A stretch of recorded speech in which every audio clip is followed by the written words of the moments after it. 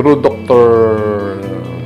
Jaimar Sapungan, kasi nag-scout kami ng Stone Center na accredited na MaxCare. Unang-una, nababalita ko na itong Medical City South Luzon. Sa tingin ko, okay naman ang facilities. Yun nga, nalaman namin na accredited ng MaxCare. So yun, ayos naman, maganda.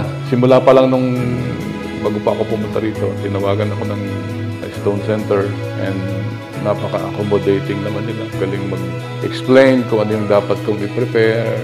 Okay lang so far. Very accommodating yung mga staff. Oo naman, highly recommended.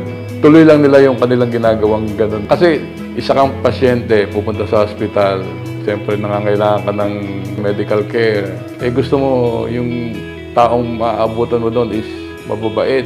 So far, nandun sila, mabait sila. So, tuloy lang nila yon and malayo ang mararating.